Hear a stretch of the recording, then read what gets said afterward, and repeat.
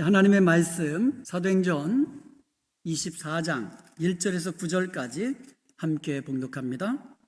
닷새 후에 대제사장 아나니아가 어떤 장로들과 한 변호사 더둘로와 함께 내려와서 총독 앞에서 바울을 고발하니라.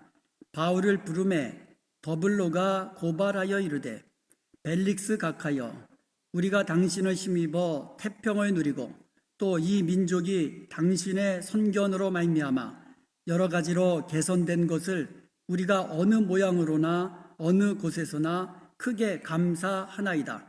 당신을 더 괴롭게 하려 하여 우리가 대강 여짜옵나니 관용하여 들으시기를 원하나이다. 우리가 보니 이 사람은 전염병 같은 자라. 천하에 흩어진 유대인들을 다 소유하게 하는 자요 나사렛 이단의 우두머리라. 그가 또 성전을 더럽게 하려 함으로 우리가 잡아싸우니 당신이 친히 그를 신문하시면 우리가 고발하는 이 모든 일을 아실 수 있나이다 하니 유대인들도 이에 참가하여 이 말이 옳다 주장하니라. 아멘. 지난주에 휴가를 얻어가지고 한 주 동안 멤피스에 있는 하경이 집에 다녀왔습니다. 여러분 드라마에서 이제 보던 그 레지던트 생활 아주 힘들잖아요. 근데 실제 가보니까 더하면 더했지 정말 쉽지 않더라고요. 그래서 좀 안타까웠어요. 그 제대로 먹지도 못하고 자지도 못하며 이 생활하는 것이 안쓰럽긴 했지만 꿋꿋하게 잘 견디는 또 모습을 보니까 한편으로 또 안심이 되었습니다. 저와 저의 아내가 하경이에게 붙여진 별명이 있어요. 제가 한번 말씀드렸던 것 같은데 혹시 기억나세요? 해피 바이러스. 하경이가 있는 곳에는요 그 주위가 환해집니다. 좀 분위기가 업돼요. 그 웃음소리도 커지고요. 그래서 저와 제 아내가 붙여진 이름이에요. 여러분 바이러스만 전염되는 거 아닙니다. 행복도 전염됩니다. 행복은 전염돼요. 이것을 과학적으로 증명해낸 사람이 있습니다. 이전에 하버드 대학 교수면서 2013년부터 예일 대학에서 교수 생활하면서 이 사람은 의사이면서 사회학자예요. 니콜라스 크리스테키스라는 사람이거든요. 이분이 UC 샌디에고의 폴리티컬 사이언스 교수인 제임스 파울러라는 이 두 사람이 1971년부터 2003년까지 한 32년 되나요? 이 기간 동안에 총 1만 2067명의 샘플을 선정해서 소셜 네트워크가 개인의 생활에 미치는 영향, 여기에 대해서 조사하고 연구했어요. 그래가지고 그 결과를 분석한 것을 토대로 해서 책을 써냈는데 2009년에 커넥티드라는 책을 출판했습니다. 커넥티드, 연결되어 있다는 얘기잖아요. 근데 이 책을 2010년에 행복은 전염된다라는 책으로 번역 출판되었습니다. 행복은 전염된다. 두 저자는요, 이 책에서 사람들은 소셜 네트워크를 통해서 서로 밀접하게 연결되어 있기 때문에 개인의 행복 등과 같은 감정, 그리고 건강, 종교, 정치, 성향 이런 것까지 마치 바이러스가 사람들에게 전염되듯이 이런 것들이 사람들 사이에 전염된다라고 주장을 했어요. 저자들은요, 소셜 네트워크의 전염성을 3단계 영향 법칙이라고 명명했습니다. 3단계 영향 법칙이라는 것은 소셜 네트워크로 형성된 친구 관계, 이게 1단계고요. 친구의 친구 관계, 2단계고요. 친구의 친구의 친구 관계, 이게 3단계예요. 그러니까 3단계 내에서는 서로 관계 속에서 영향력을 서로 주고받는다는 거예요. 예를 든다면 A라는 사람이 행복하잖아요. 그러면 A라는 사람의 친구가 행복해질 가능성이 17%가 더 높아진다는 거예요. 그 친구의 친구가 행복해질 가능성은 10%가 더 높아지고요. 친구의 친구의 친구가 행복해질 가능성은 7% 올라간다는 거예요. 그런데 4단계 이상에서는요, 이런 효과가 사라졌다고 합니다. 그러니까 친구가 넘어가면 아무 영향력을 주고받지 못한다는 거죠. 이 연구를 이끈 제임스 파울러 박사는요, 옆집에 행복한 사람이 사는 경우에 약 34% 행복 지수를 올릴 수 있다고 주장을 했어요. 1.6km 근처 살 때에는 14% 상승시켰고요. 또 행복 지수가 매우 높은 친구가 500m 근처에 살면 행복 지수는 평균 42% 치솟았다. 이렇게 말했어요. 이거 쉽게 말하면 이런 말이에요. 내가 아파트 살고 있는데 옆집, 윗집 사람이 늘 시도 때도 없이 뭐 꿍꽝거리고 늘 파티하고 그러다가 이제 좀 조용히 좀 했으면 좋겠습니다. 좀 지금 시간이 저녁 시간인데 낮에는 괜찮은데 저녁에는 좀 조용히 했으면 좋겠습니다라고 이야기했더니 오히려 대놓고 막 그냥 오히려 싸우자고 대드는 사람이 옆집에 있다고 한번 생각해 보세요. 이거 집에 들어갈 때마다 스트레스예요. 엄청 스트레스입니다. 반면에 옆에 살고 있는 이웃이 항상 웃으면서 친절히 대하는 사람이 옆집에 산다고 생각해 보세요. 그런 얘기예요. 그렇다면 여러분, 내가 기쁘고 즐겁고 행복하게 사는 것이 중요하다는 거예요. 그러면 내 옆에 살고 있는 사람, 나와 관계를 맺고 있는 그 사람이 그 사람까지도 행복감이 높아진다. 나의 행복이 그 사람에게 전염된다라고 말하고 있는 겁니다. 그러니까 내가 기쁘고 즐겁고 감사하는 게 얼마나 중요한지 모르는 거예요. 다른 사람이 행복하면 나도 행복해질 가능성이 올라가는 거지만 내가 행복해서 다른 사람을 행복하게 만들면 그것이 정말 리얼 크리스천의 모습이 아니겠습니까? 내 행복 바이러스가 나와 관계 맺고 있는 다른 사람들에게도 흘러가서 그들로 하여금 행복감을 느끼게 하는 것. 이것이 바로 저와 여러분이 될 수 있기를 주님의 이름으로 축복합니다. 아멘. 행복이 전염된다고 그랬어요. 행복이 전염되듯이 우리의 믿음도 전염됩니다. 믿음도 전염됩니다. 오늘 성경 본문에 보면 사도 바울이 그 유대 총독 벨리스 앞에서 지금 고발당하는 그런 장면이에요. 그런데 대제사장 아나니아와 그 유대의 그 장로들 그리고 변호사 더둘로라는 사람으로부터 고발을 당하는데 특별히 5절을 보면 더둘로가 이렇게 고발합니다. 우리가 보니 이 사람은 전염병 같은 자라. 천하에 흩어진 유대인들을 다 소유하게 하는 자요 나사렛 이단의 우두머리라. 나사렛 예수 그리스도를 전하는 그 교회의 우두머리다. 이 사람은 전염병과 같은 사람이다 하고 고발을 했어요. 여기서 말하는 전염병, 그 헬라어로는 로이모스라고 하거든요. 역병, 페스트라는 뜻이에요. 신약 성경에 딱 2번 사용됐는데 봄절하고 누가복음 21장 11절에서 사용됐거든요. 그 누가복음 21장 11절은 예수님께서 그 마지막 때의 징조들에 대해서 말씀하실 때에 이렇게 말씀하셨어요. 곳곳에 큰 지진과 기근과 전염병이 있겠고 또 무서운 일과 하늘로부터 큰 징조들이 있으리라. 이때 전염병이 있으리라 라고 이야기를 했어요.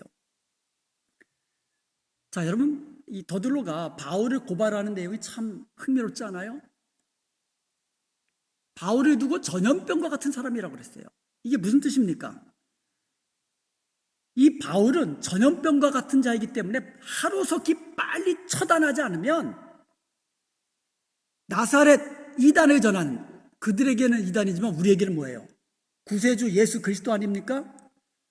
이 예수님을 믿는 믿음을 많은 사람들에게 전파해서 많은 사람들을 전염시키기 때문에 바울을 그냥 내버려 두면 안 된다는 거예요.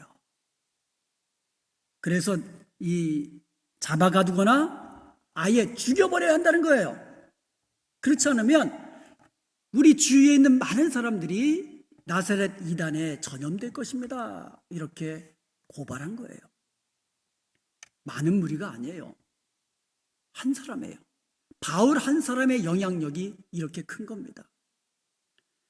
얼마나 이 바울 한 사람의 영향력이 대단한지 그냥 내버려두면 주변에 있는 사람들까지 나사렛 예수 그리스도를 믿는 믿음으로 전염될까 봐 두려워한 거예요. 이것은 그 당시 대제사장들까지도 인정한 내용이에요. 예수님은 말씀하셨습니다. 하나님 나라는 이미 임하였다.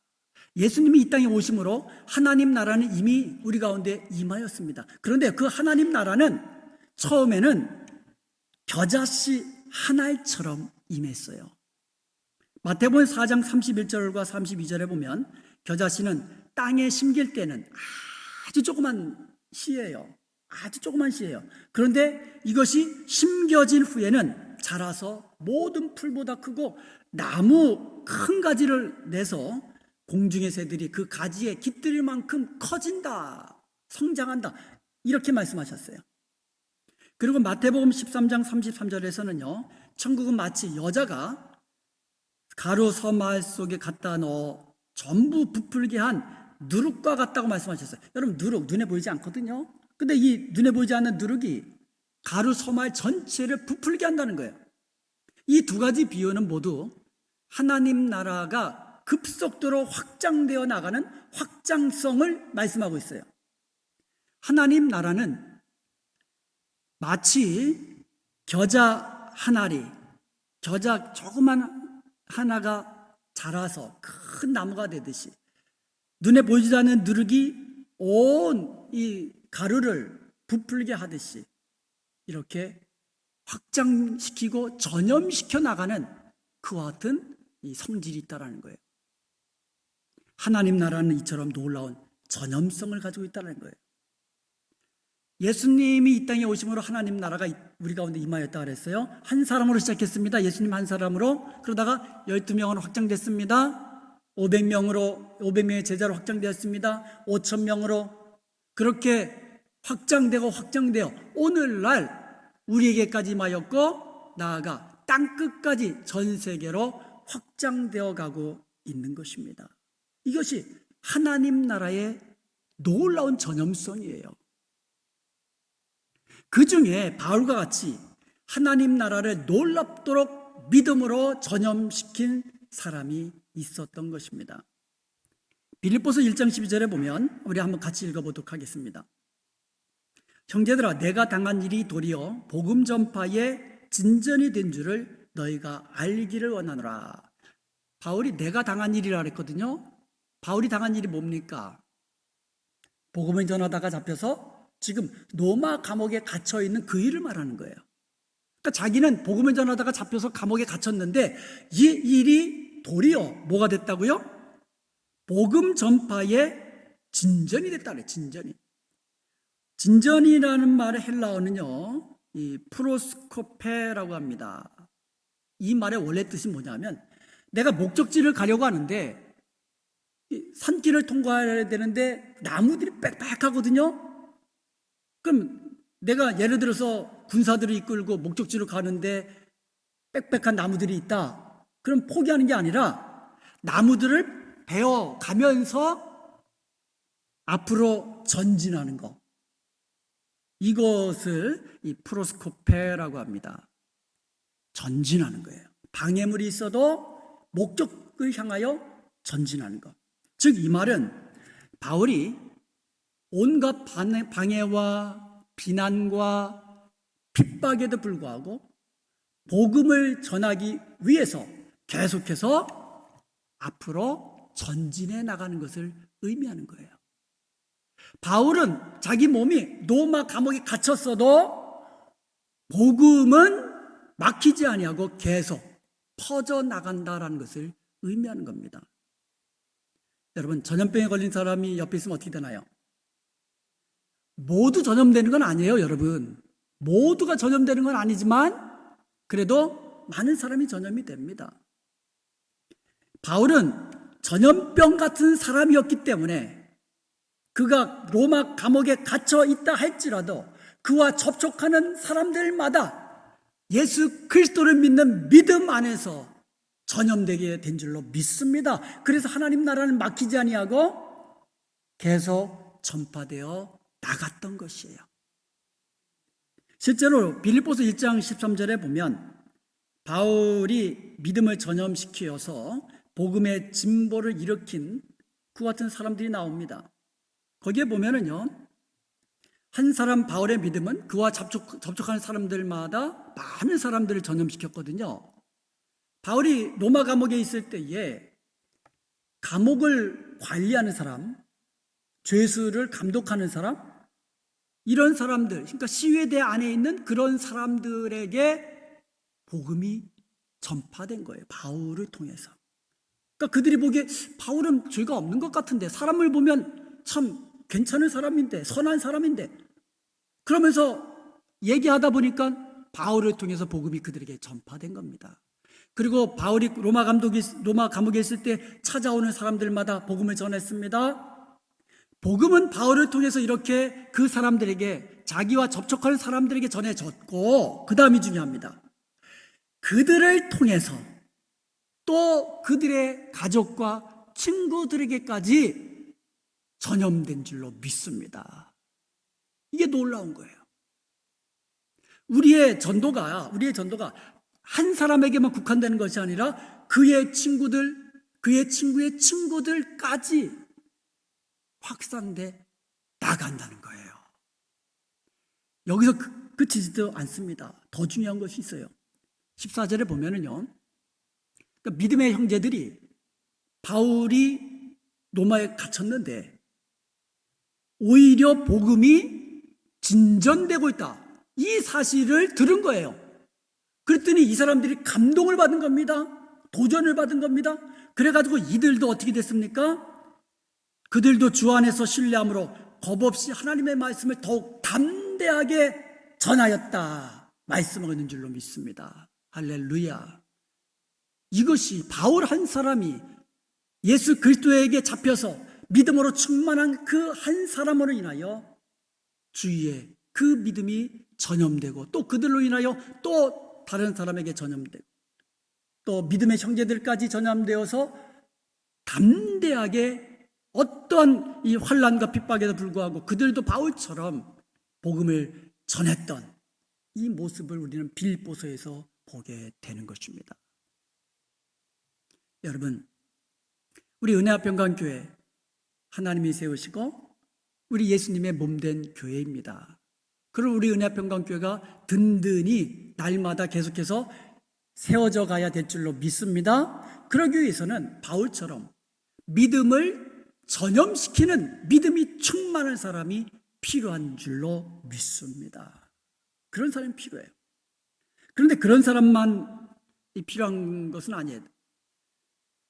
그 믿음에 전염되어서 또 다른 사람에게도 복음을 전하는 그 사람도 필요한 것이에요.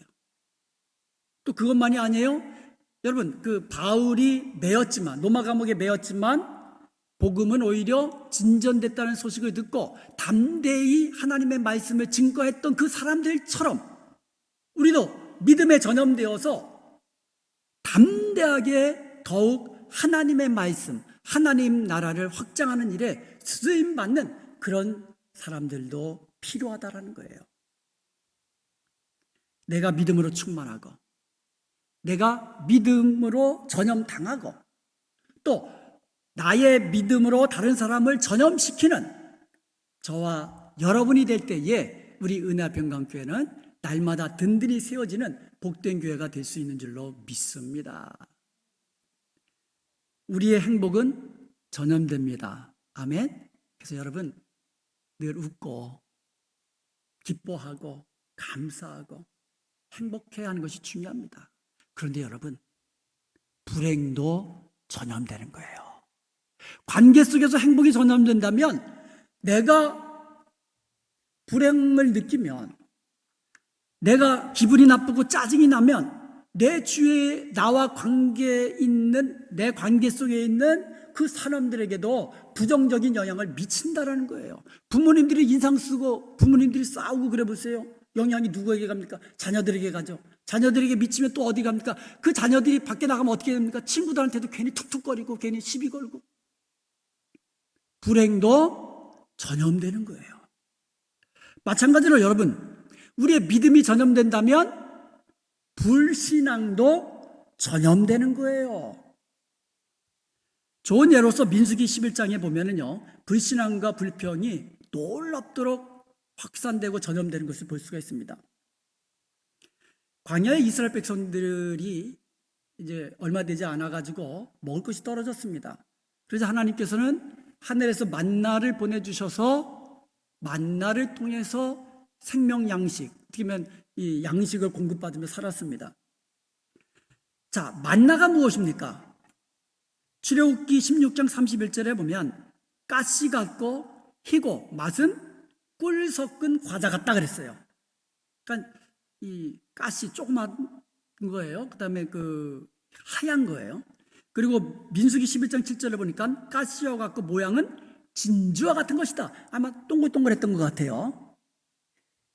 그리고 민수기 11장 8절에 보면 그 맷돌을 가지고 백성들이 거두어 가다가 맷돌에 갈기도 하고 절구에 찢기도 하고 가마에 삶기도 해서 그것을 과자로 만들어서 먹은 거예요. 그러니까 만나를 그냥 먹은 게 아니고 만나를 찢고 뭐 으스고 삶고 해서 과자를 만들어서 먹었는데 그 맛이 뭐 같다고? 기름 섞은 과자 맛 같더라. 출애굽기 16장 31절에서 보면 꿀 섞은 과자 같다 그랬거든요.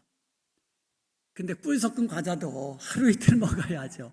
한 2년 먹고 나니까 불평하는, 어떻게 보면 이건 맨날 이 만나만 먹나 하는 마음들이 좀 있었던 것 같아요.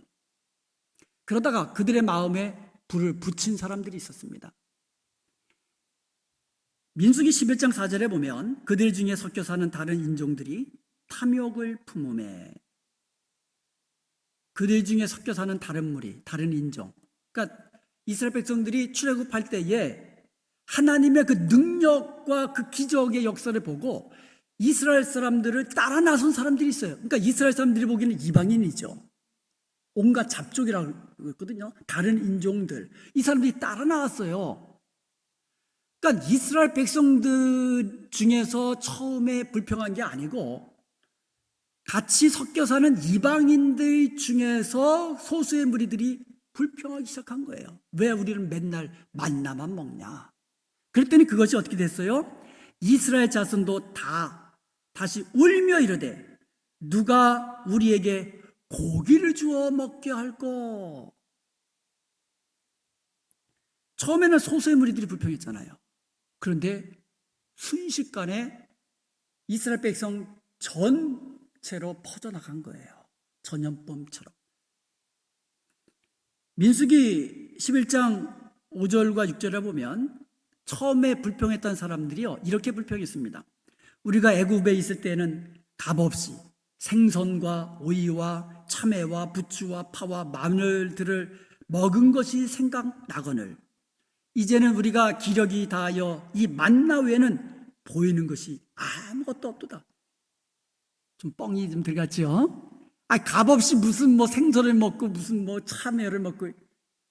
그런데 요지는 이거예요.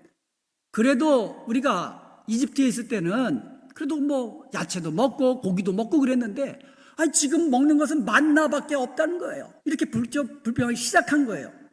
시작은 소수가 시작한 거예요. 그랬는데 급속히 전염되는 것을 한번 보겠습니다.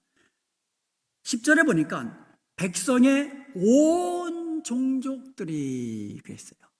온 백성들이, 이런 뜻 아니겠습니까? 각기 자기 장막문에서 우는 것을 모세가 들으니라. 아니, 참 먹는 것까지도 참 그러나 봐요. 그러니까 고기 달라고 자기 집 앞에서 온 백성이 통곡하며 우는 거예요. 우리가 만나만 먹으려고 광야에 나왔냐, 뭐 얘기하면 그거예요. 고기도 좀 먹고 싶은데 하면서 울은 거예요. 모세가 이 말을 들은 거예요. 모세만 들었겠습니까? 하나님이 들으시고 보신 거죠. 그러면서 이렇게 나옵니다. 모세가 들으니라 그랬거든요. 이러므로 여호와의 진노가 심히 크고 모세도 기뻐하지 아니하였다. 하나님의 진노가 몹시 컸다 그랬어요. 13절에 보면 그들이 모세를 향하여 이제는 달려갑니다. 모세에게 우리에게 고기를 줘서 먹게 하라. 모세에게 그럽니다.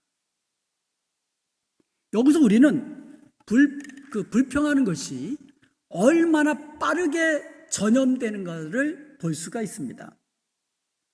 결국 하나님께서는요, 메추라기를 보내주셨어요. 그것도요, 한 달 내내 메추라기 고기를 먹게 하셨어요. 그런데 여러분, 그 메추라기 고기를 씹어서 이에 아예 그냥 끼기도 전에, 이에서 씹히기도 전에 하나님의 진노가 임하셨어요. 큰 재앙이 이스라엘에게 임하였다고 말씀하고 있어요. 이처럼 불신앙과 불평과 원망이 공동체 안에 전염되기 시작하면 큰 문제가 발생하는 거예요. 하나님이 기뻐하지 않으시거든요. 많은 사람이 아니에요. 바울 한 사람의 영향력이 그렇게 컸듯이 마찬가지예요. 불평하는 소수이지만 그 소수의 불평이 전염되기 시작하면 이 교회라는 공동체 전체에 퍼지는 것은 시간 문제라는 거예요. 그 결과 큰 문제를 야기시키는 거예요. 여러분, 교회는 공동체입니다. 공동체. 믿음의 공동체예요. 이게 가정 그러면 이제 혈연 공동체라고 하지만 교회는 믿음 공동체예요. 믿음 공동체. 그러기에 우리는 관계 속에서, 공동체 안에서 우리가 관계 속에서 영향을 주고받으며 살고 있어요. 그렇다면 우리는 신앙적인 사람들과 믿음 안에서 교제를 나누면서 서로에게 선한 영향력을 서로가 끼치고 또 받으면서 살아야 되는 것이 중요한 거예요. 특히 행복한 목사가 중요해요. 행복한 목사가 이끄는 교회가 행복하게 돼요. 제가 집에서 I'm a 유머 킹 그러면은요, 하경이는 좋다고 깔깔거리면서 무슨 이렇게 박수 쳐요. 통하거든요. 근데 딴 애들을 이렇게 쳐다봐요. 저희 집사람들이 이렇게 쳐다봐요. 그런데 내가 물러서지 않아요. 맞잖아! 그러면 그냥 억지로라도 맞아 그래요. 가정의 평화를 위해서. 목사가 행복해야 돼요. 저뿐만 아니라 다른 교회 목사님들도 좀 행복했으면 좋겠어요. 행복하게 목회했으면 좋겠어요. 행복한 목사가 있어야 그것이 전염되거든요. 그리고 교회 리더들도 마찬가지예요. 교회 리더들이 행복해야 돼요. 그래야 그것이 다른 성도들에게도 그리고 소그룹에게도 이것이 전염되어 나가는 것이거든요. 그리고 여러분 한 사람 한 사람이 행복하게 신앙생활하는 것이 아주 중요합니다. 여러분 한 사람 한 사람이 믿음이 충만하고 주님 안에서 평강이 충만하고 기쁨이 충만해서 항상 웃는 얼굴로 인사하고 그럴 때에 그 행복감이 해피 바이러스가 우리 주위에게로 다른 성도들에게도 전염돼서 우리 온 은혜화평강교회가 행복한 교회, 웃음이 넘치는 기쁨이 넘치는 복된 교회가 되는 줄로 믿습니다. 웃으면서 신앙생활 하십시다. 아멘. 웃는 얼굴로 예배 드리고 예배 마치고 웃는 얼굴로 맛있게 식사하면서 또 담소도 나누고 얼마나 좋습니까? 과연 나는 내 주변에 있는 사람들에게 어떤 사람인가? 나는 내 주변에 있는 사람들에게 과연 무엇을 전염시키는 사람인가? 내가 예수님을 믿고 내 삶의 주인이 예수님이심을 고백하고 내가 예수님 안에서 평강을 누리며 산다면 우리는 그 행복, 예수님 안에서 느끼는 그 기쁨과 행복을 다른 사람에게도 우리는 전염시켜가며 내 주위에 있는 사람, 내 주위를 환하게 만들고 기쁘게 만들고 행복하게 만드는 그런 사람이 바로 저와 여러분이 되어야 된다는 것이에요. 우리는 모두 예수 그리스도의 향기입니다.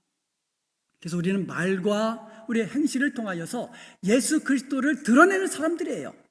예수 그리스도의 향기를 우리 주변에 있는 사람들에게 퍼져나가도록 하는, 그래서 우리의 말과 행실을 통하여 예수님의 아름다우심을 사람들에게 보여주는 그런 사람들이라는 거예요. 내가 예수님 안에서 얼마나 행복한가, 이것을 보여주는 사람들이에요.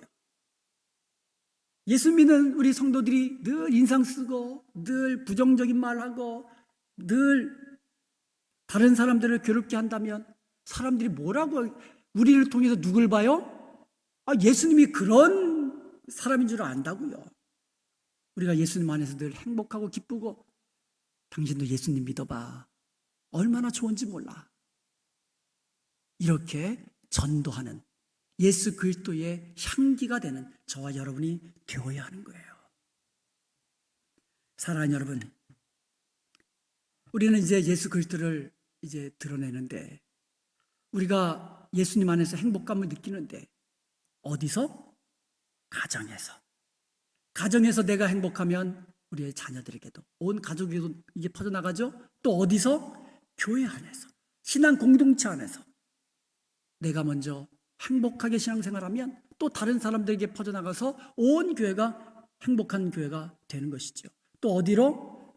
사회에서는 내 친구들에게, 직장에서는 나의 동료들에게, 이렇게 내가 예수님을 믿는 그 믿음, 내가 예수님을 통하여 누리는 이 행복감을 그 사람들에게도 전염시켜서 그 사람은 또 다른 사람을 전염시킬 수 있는 이와 같은 놀라운 일들이 저와 여러분을 통해서 일어나야 된다는 것이에요. 사랑하는 여러분, 우리의 행복감 다른 사람에게 전염시키십시다. 그리고 내가 믿음으로 충만해서 내가 믿는 예수 그리스도를 또 우리는 전염시키는 사람이 되십시다. 그리하여서 우리의 가정과 우리의 교회와 우리의 삶의 현장이 기쁨과 즐거움이 넘치는, 행복감이 넘치는 곳이 되고, 또 예수 그리스도를 믿는 그 믿음이 온 땅에 전파되어서 하나님 나라를 확장시키는 저와 여러분이 되시기를 주님의 이름으로 축원드립니다.